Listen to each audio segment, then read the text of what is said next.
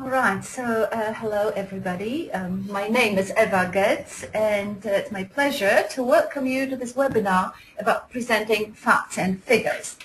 Some of my sometimes have troubles describing trends, but believe me, it's not that difficult if you pay attention to some basic rules and some expressions which I'm going to present you today. I hope that they will help you to describe and explain trends if that happens in your professional surrounding, in your professional situation. So today we're going to look at the following things. All right? So first we will have a brief overview of some visual aids which can be used. Then useful language for talking about trends. Few key expressions describing speed of change, also size of this change. Then we will have a brief overview of some verb-adverb collocations and their brothers, which are called noun-adjective collocations. Then very quickly we will jump onto prepositions and numbers, and finally a bit of useful grammar and useful expressions. All right, so let's move on and see what happens if we talk about change in the business context. Can you tell me in what situations any of you have to present trends either in visual form or written form? So what are the business contexts, the business situations? Anybody in the chat box? Do you present some trends? Do you present figures? If yes, when? On what occasions? We've got some answers, and in a sense, yes, they cover with what I've come up with. That is reports, yes, meetings, and of course presentations as such. Some of you mentioned negotiations, some of you mentioned recruitment process, and even market data. Fantastic. So I can see a lot of answers. Therefore, I think that some of the things we're going to cover today will be useful for you. All right. So time to move on, because the only sure thing in our life is the change, and the language of the change is going to be presented to you over this hour. Right, so let's start with visual aids and types of graphs in which you can present information to your audience. There are several types of graphs, several types of diagrams, and we'll start with the first one, which is the most popular, line graph, which you can see on the screens, hopefully. This is a typical, quite simple line graph which represents different trends. Okay? And as the example shows, we can talk about such visual aid using the following sentence. These 4 lines represent rates, revenue, usage changes, borrowings, grants and subsidies. Good. Another one. Okay. This shows us types of lines on which we present graphs. So what you can see is a vertical axis, right? So the one which goes from up to down, and horizontal axis which goes from left to right, or vice versa. So what can we show on these axes? We can show a curve, but the curve can have different colors, but also it can be of a different type. Let's see how we can talk about the type of a curve. It can be a solid line, or a broken line, or a dotted line. Therefore, if you talk about such a line graph, you can say that solid line represents something. Something broken line is for sales in the last quarter. A dotted line is, for example, a prediction for the next quarter. Right. Another type of graph is the one that you can see now. In some circumstances, it's called bar graph. I think mostly Americans would say column graph. So bar graphs or bar charts can be presented like here, vertically or sometimes horizontally, and they are particularly good for making comparisons and showing the volume, the size. Here we have the example of fruit sales, and like in the example, we can say that the first bar of the first column shows sales of apples. Very trendy fruit, by the way. If you want to give a very good visual impact, but you don't want to show the movement, and you're interested mostly in showing the percentage, the share of your business activity, probably the best visual aid to use would be the pie chart. Here you can see a colorful pie chart, and the pieces of this pie chart are called segments. Therefore, in practice, you would say the blue segment shows sales in the East region. Right? The one which is called flow chart would be used probably mostly for describing processes. And processes or stages of the processes. And here we have a very simple production process. And the example, this flow chart shows a typical production process. Okay. This one doesn't need a lot of explanation. Of course, it's a table, and tables usually give very precise information, but their visual impact is somehow poor, and they should be rather avoided during presentations as such, because sometimes they can be quite difficult to read. Right? When we talk about tables, we say that the table or a table contains, for example, like here, recent sales results. Okay, right. So when we are referring to a graph or a diagram or a chart, first we should direct the audience attention to that diagram, and how we can do it is shown in the next few slides. For example, you can start by saying things like here. As you can see, this is a bar graph measuring net sales over the first 10 months of the year. Or you can start your presentation with this phrase. Now I'd like to refer to the first graph. Maybe you would like this one. If we have a look at this graph, okay, or a little bit more sophisticated, in the blue one, if you could direct your attention to the graph, and the last one, looking at the graph on the screen, and then you continue what you would like to say.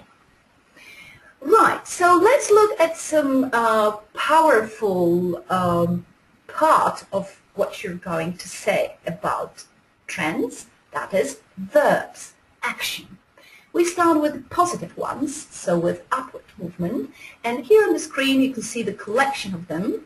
So starting from to rise, to go up, to improve, to pick up, to recover, to increase, to rocket. The word itself is very onomatopoeic, yeah? It gives you this dynamic movement up. So if something rockets, it goes up very rapidly. And then if you reach a peak, it means that the trend reached the maximum moment. But life is life, and we live in this fluctuating environment, and sometimes we have to deal with downward movement. So on this screen you will see the selection of verbs which show you the downward trend, starting from to fall, to go down, to decline, to decrease, to drop, to bottom out, meaning to reach the lowest level. That's the opposite of the verb to peak, right? And the last one, which is the opposite of the verb to rocket, means to plummet. So to go down, to decrease in a very rapid way. Okay, if times are not that dynamic, maybe we have to deal with some kind of horizontal movement, with some situation which is a little bit more stable than going up and down all the time. And then you can see a few verbs to describe this kind of movement. So we can say that something evens out or remains stable, or something has stabilized, or something has leveled off. Right, so maybe this is a good moment to stop for a second and check whether you're listening carefully what I'm saying to you now. Do you remember what is the opposite word for plummet? Remember, plummet, to go down very rapidly, dramatically. So what is the opposite, upward equivalent of this word? Yes, to rocket. Fantastic. A lot of answers. I even can't read your names. Marek, Łukasz, Wojtek, Kasia, Marcin. A lot of people are here with us today. So, you know, I even cannot mention all the names. Sorry for that, but thank you very much for active participation.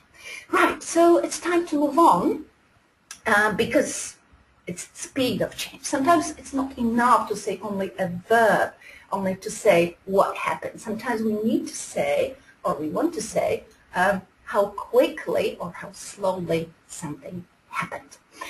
And on your screens, you can see a collection of words which show you the speed of change. In the left-hand column, you will see adjectives. Just to remind you, the adjective is a part of speech which goes with the noun, and it tells us what the thing is, yeah? So slow, steady, gradual, moderate, fast, rapid, sharp, or sudden.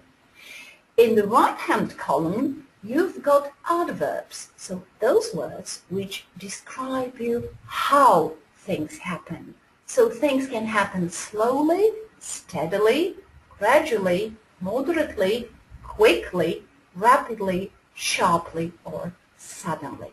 Please pay attention to this pair in the middle, fast and quickly. All right, this is, you know, a kind of a little exception from the rule that you can see on the screen. Again, so we have the verb, we have the speed, and now maybe we would like to show our audience the size of change. Right, so on the next slide, yes, now you can see that, you can check out some words which can be useful for describing size of change. And again, on the left-hand side, we have adjectives telling us what the thing is.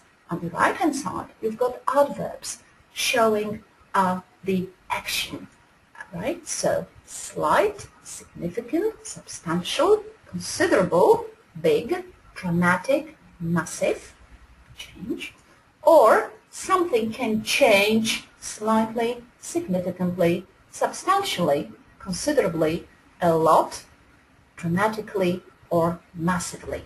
Again, in the middle, we've got the pair, which is the exception.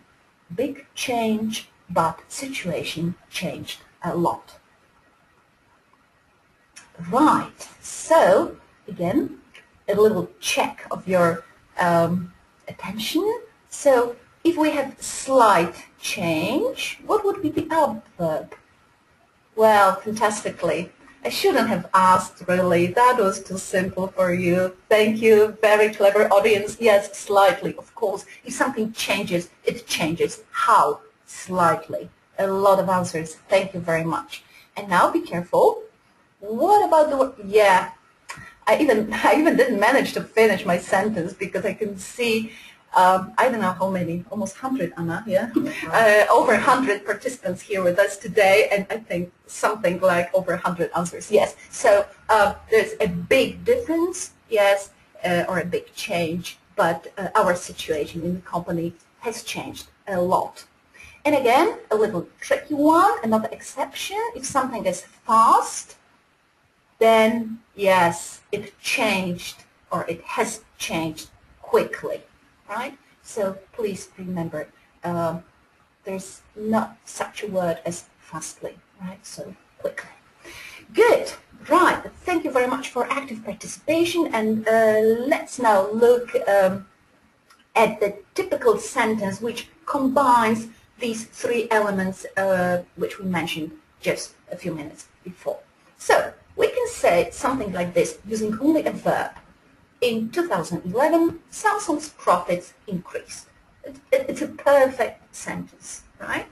But maybe we would like to make it a little bit more sophisticated and more informative. That's why we put another element. We describe either speed or size, and we elaborate, adding the word considerably. Okay.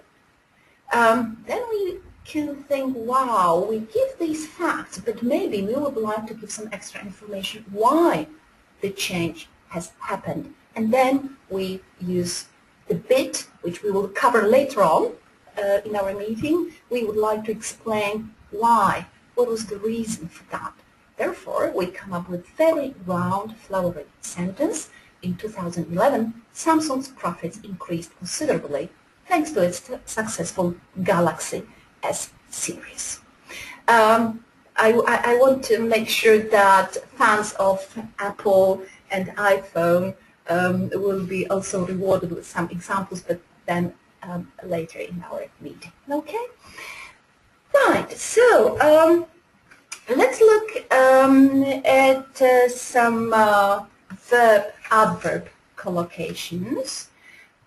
So we use pairs of words showing us the speed and character of change.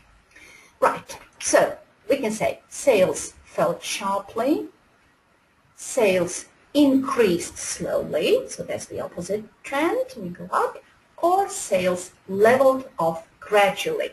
So this is how we express the change using verb, fell, increased, leveled, and adverb collocation, sharply, slowly, gradually. Now, look, we have a chance to say exactly the same thing using adjective noun collocation. So we can say there was a sharp fall in sales, there was a slow increase in sales, or there was a gradual leveling off in sales.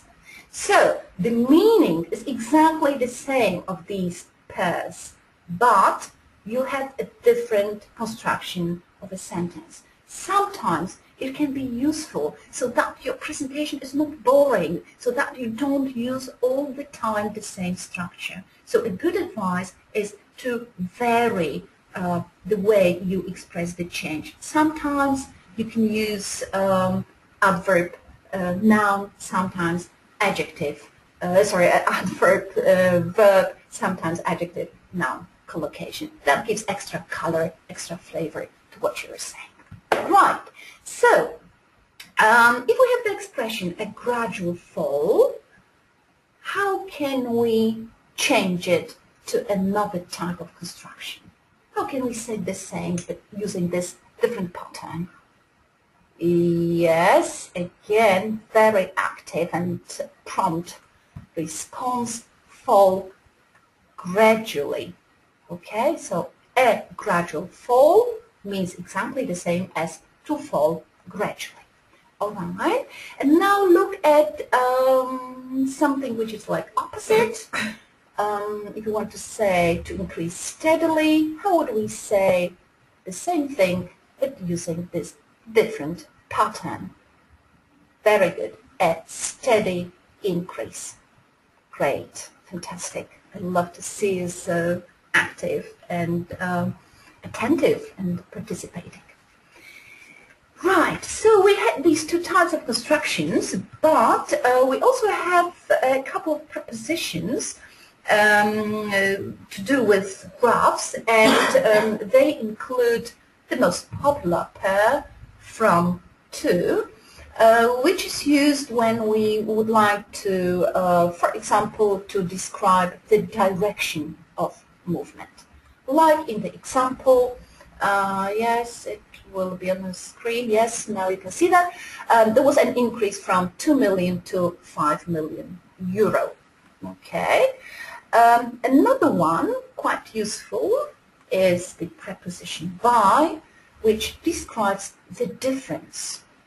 Look at the example. Profits have increased by £3 million. So please be careful with to and by, because when you use to, you describe the level. When you use by, you describe a difference between some values. Okay? Then we have the preposition at.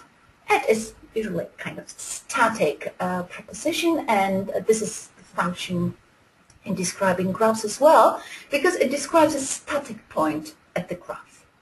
The example is sales peaked at $5 million. All right.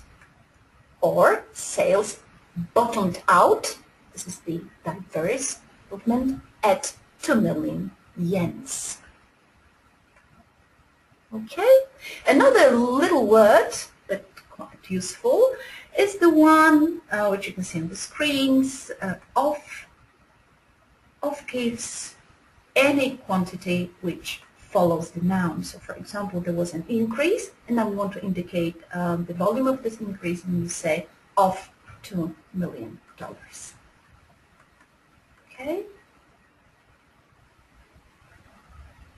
I can see a question from Anna. What's the difference between by and at? Again, just to remind you, okay, some of you are answering the test already. The difference is the following, that again, as I said before, by gives you the volume of change, and at gives you only a specific point on the graph that you're presenting. All right, so before we started the test, many of you have already answered it. Our production has increased 5% as compared to the last quarter. So 5% gives you the difference, right? The difference between this year and last year. So which one is used for giving the difference? By. All right, and those of you who put by were absolutely correct. So the sentence should look like that. Our production has increased by 5%. Right, so because we're talking about prepositions which very often come with numbers, logically we come up to this bit, numbers. Let's start with whole numbers, so the numbers which shouldn't present a lot of problems. And the first thing you can see on the screen is 300. Then you can see 6,000, very often represented by 6K, especially if you talk about money and remuneration package, or 8 million, which very often is presented just by the letter M. I would like to draw your attention to the fact that we don't put S at the end. So we have 300, 6,000 and 8 million. Of course, I'm pronouncing this in an exaggerated way, but just to remind you that you shouldn't put S at the end. But when we talk about abstract number, for example, hundreds of people, then we, of course, we use S at the end, because we're not giving the specific number, but we are giving just, amount which is undefined. Okay, and millions of dollars. Yes, I wish, I wish I had. Okay, the situation is similar if you talk about construction like this, which I highlighted in red. So sales went up unsteadily over the 3-year period. in the construction like this, when you have a number and then you have some nouns, these nouns are always in singular, so there is no S. So, a 5-month break in export resulted in dramatic fall. So there is no S in year and no S in month. Right, still we are on whole numbers, because look at this little comma which I put in red. In Polish convention, comma it's a separation between the whole number and the decimal, right? In Anglo-Saxon convention, it separates thousands. So don't be surprised if you see something like this, because this is 1,348. Some of you may ask why I put "and" in red. You will hear it especially when you have encounters with British speakers. In international, as we say, English, or in American English, they say 1,348, but British people very often, very frequently put "and" after hundreds, okay, and thousands. So the figure like the one you see now would be pronounced in this way, 6,087. Okay, so that's enough with whole numbers. Let's look at decimals. When we have a figure, which you can see on the screen, the first one can be pronounced in different ways. You have 0, you have not, or you have O. So don't be surprised if you hear this number pronounced in 3 different ways, all of them perfectly correct. Okay, so this is what you say: 0, not, O, 0.35. All right.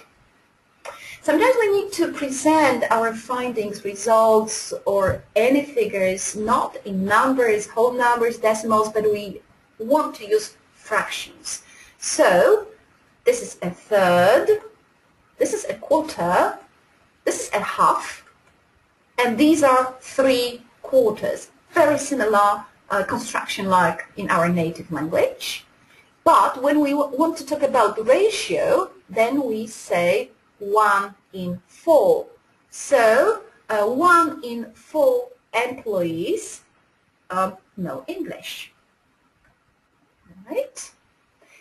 And this is how we pronounce different combination of numbers. So when we talk, for example, about the model of a car, or in this case, the model of a plane, we say Boeing 737. Or if we're looking at the departure table at the airport, we're looking for the flight of British Airways 316. So we pronounce every figure separately. The same with numbers, code numbers, or telephone numbers. Yes, your code number is 4215. And when we talk about money, this is a kind of tricky thing, but we put the name of the currency after the whole number, right? So like here, $75, and then we say 50 as the decimal. Right, so again, we open the chat box and we will see how many of you can represent the figure which I wrote in words. Yes, good. It's 0.87. Wow, so many answers, and all of them perfectly correct. Yes, my teacher's soul is singing. It's, yes, 0.87. So can you now write, if you remember, what is the figure which we pronounce 2/3? Yes, again, all answers perfectly correct. They're just moving, scrolling over the screen. Wow, Robert, thank you very much for calculating that into the decimal. And the last one, 132 million. Yeah, of course we can use, yeah, fantastically. You remembered about the letter M, so the language goes towards economy. So sometimes people don't want to write that many digits, so it's enough to say, oh, I've made a mistake. Look, I've made a mistake. Right, sorry for that. Should be M, of course. Yes, yes, Marcin, yes. Thank you for picking it up. That was because of a hurry. Sorry, I'll correct it. So for our 7 p.m. session, that would be correct. Sorry very much. Right. Last but not the least is a kind of grammar that can help you in giving the precise and effective presentation of some trends. Okay, and let's look at some tenses.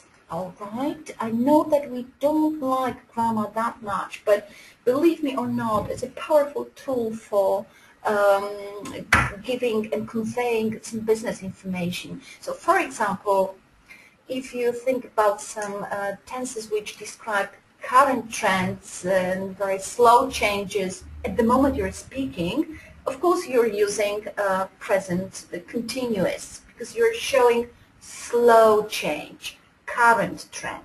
But what happens if you want to describe ongoing trends and changing situation which is developing? So not only happening now, but the change which started in the past and is continuing until the moment of speaking and is still dynamic.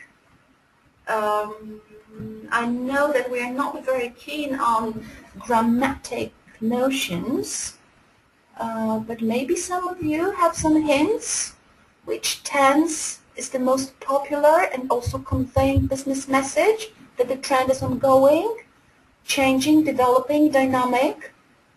Anybody? Yeah, present perfect continuous. Yeah, Magda, that was great. So it's present perfect, but on the top of that it should be present perfect continuous because you're showing. Remember, continuous tenses are for trends. So if something happened in the past and it's going on up to the moment of speaking and it's giving a chance of development, it will be present perfect continuous, right? Like the example indicates, the proportion of the family's income spent on holidays has been falling. Right, and let's look at the third one. Very close cousin, I would say a brother of the one that you saw on the previous slide. What about the construction, the tense which we use for things which started in the past, but we are concentrated only on the results? Yes, Joanna, Katarzyna, Eva, Magda again, ladies, fantastically, but also gentlemen, Grzegorz, yes, Piotr, Tomasz, exactly, so present perfect. So they started in the past, but they've reached some kind of end point now, right? So you're saying to your audience, the figures for April have improved, and you show these figures, right? It's not that they are changing. You're showing the result and end point, which is now at the moment of speaking. Time is very important in our life, and I'm looking at the time of our meeting, which is running very, very quickly. So, of course, you use phrases which are absolutely obvious, like in January or in 2011. But very often, in many organizations, people use quarters to refer the changing trends. So they say in Q1, in Q2, Q3, Q4, in second quarter, third quarter, fourth quarter, etc. Or you can give some kind of time span, and then you say from January to March we can observe. So you're kind of prolonging this time. Okay. As we mentioned before, the nice round explanation of the trend does not include only the verb, the speed or size of change, but also reason, consequence, or result. And here are some linking words which I hope will be useful, and I will send you a lot of examples in the materials next week, or is it? Yeah, next week. Here I will give you only a few examples just to to make our meeting not that long. So due to, because of, thanks to, what's the reason for, caused, resulted in, right? You're explaining why things happen. Let's look now for the fans of Apple as the balance for the fans of Samsung. Apple's sales increased significantly due to the launch of the iPhone 5, or there was a significant increase in Apple's sales because of the launch of the iPhone 5. Okay, or Apple's sales increased significantly thanks to the launch of the iPhone 5. So as I said, I'll send you, I've prepared examples with all these words from the previous slide, but here are only, you know, the examples of examples in a sense. Okay. All right, somebody is asking how to say, okay, I have to use Polish, na przełomie, right? So you say at the breakthrough of, right? So at the breakthrough of quarters, at the breakthrough of 2014 and 2015. Okay, so in other words, for linking reason, consequence, and result of some trends, accounts for, that is why, consequently, so, as a result of, and the examples. Our turnover remained stable in January and February. However, in March and April, it dropped suddenly as a result of the financial crisis. Sometimes you need to defend figures, so it's very important to know how to use these words, to link them to some facts, to some kind of micro facts which could have influenced them. Right, so now it's time for questions, but I can see that some questions have already popped up. All right, so we said about breakthrough. Yeah, Eva is asking if we can use caused by. Of course, yeah, that's the perfect linking word. Wojciech, break even. Break even is really has a little bit different meaning, because break even is the point in which your costs balance. I mean, profits balance your costs, and then you started to earn some revenue. So breakthrough is the border between quarters, months, or years, and break even is the kind of a point in operation of the organization, when organization starts to earn more than spent. Of course, this break even is different for different types of businesses. All right. Okay. Any other questions? Right. So I will pass on the headphones to Anya, and then if something comes up, I'll get back to you anyway to say goodbye. So. Speak to you in few seconds.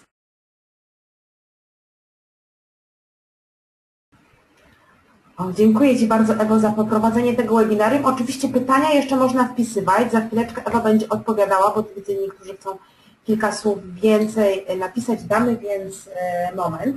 A ja w tym czasie chciałabym Państwa zaprosić na nasze kolejne webinarium z języka angielskiego, które odbędzie się 11 grudnia. I będziemy tam rozmawiać o błędach, jakie robimy, ucząc się języka, a tak, no i po prostu o roli też robienia tych błędów w procesie naszej nauki. Webinarium poprowadzi Maciek Duszyński. Tak jak powiedziałam na początku, materiały z dzisiejszego webinarium prześlemy do Państwa mailem na początku przyszłego tygodnia. Będzie taki dokument w PDF-ie z tym materiałem, który pojawił się na dzisiejszym webinarium, a także link do nagrania z dzisiejszego spotkania. Także będziemy jeszcze z Państwem w kontakcie. Jeszcze zanim Ewa odpowie na pytania, chciałam Państwu dosłownie w 4 slajdach pokazać jeden z naszych produktów, jedno z rodzajów naszych szkoleń, jakim są biznesowe szkolenia modułowe z języków obcych. Takie zajęcia to są bardzo krótkie, intensywne kursy, których celem jest podniesienie umiejętności posługiwania się językiem biznesowym, poprawa języka obcego, którego używamy w sytuacjach służbowych, i jednocześnie odświeżenie samych tych umiejętności biznesowych. Mogą być to szkolenia z takich tematów, jak Państwo tu widzicie, na przykład z prezentacji biznesowych, negocjacji czy obsługi klienta w języku obcym. I te szkolenia z założenia odzwierciedlają codzienną komunikację. Każdy moduł jest poświęcony osobnemu zagadnieniu, a prowadzą je nasi doświadczeni trenerzy języka biznesowego. I każdy z tych modułów, tak jak mówiłam, jest dość krótki, zależnie od potrzeb klienta. On może obejmować 1 bądź 2 dni szkoleniowe. I też to szkolenie jest zróżnicowane, czyli obejmuje część teoretyczną i praktyczną, może być prowadzone także przez 2 trenerów. Także takie szkolenia biznesowe i językowe w pigułce. Zapraszam do kontaktu, jeżeli ktoś z Państwa byłby zainteresowany dalszymi informacjami na ten temat. A teraz już oddaję głos Ewie, bo przybyło nam pytań.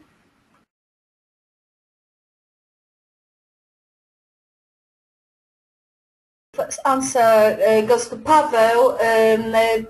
Pavel, you're asking how we write 8 million, whether this is capital letter M or small letter m. We write it with a small letter, so we write thousands with capital K and millions with small m. Right, Piotr, you're asking if breakthrough is equivalent with at the turn of. Yes, exactly. This is the expression which is absolutely parallel to the breakthrough. Tomasz, you were asking about months, right? Because we said that we can say the first quarter of 2014, but can we say for months of 2014? Yeah, we can do that, of course, because sometimes we don't operate in quarters, but we operate in different time spans. Then we have the question from who was on the top? Oh yeah, Krzysztof. Difference between income and revenue. The difference is that revenue is everything that you earn. Then from the revenue you deduct your cost. So this is like the first margin, right? You deduce cost and then you have income, right? And on the income you pay tax. So revenue is all money that comes to you, right? Then minus cost, it gives you the income, and minus tax, you are left with the profit. Okay. Then we, I'm sorry. Then we have a question from Marek. Yes, I didn't tell you about the word billion, yes, because we have millions, and then we don't have anything like milliard in English, because milliard is presented with the word billion. Okay. Right. Wojtek, you're asking about the alternative way of saying first half of the year. Well, in the first 6 months of the year, right, but I can't think about any other equivalent. So if you don't want to repeat this phrase all the time, you can say in the first 6 months of 2014.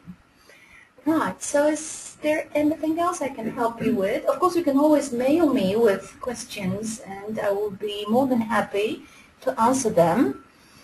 And thank you very much for really active attendance and participation, and it's nice to see so many people in the middle of the working day, and I hope it wasn't the last time. And as I said before, if you have any questions, please do not hesitate to mail me or mail us at Worldwide School, and we will be more than happy to answer and help you with some language issues. Thank you, Kasia. Thank you very much for that, and I hope to see you next time. I think that my next webinar is going to be about London and you know, spending time there, but maybe on the way to London we'll find some more business meetings together. So again, thank you very much and enjoy the rest of the day. It was great to see you here. Bye.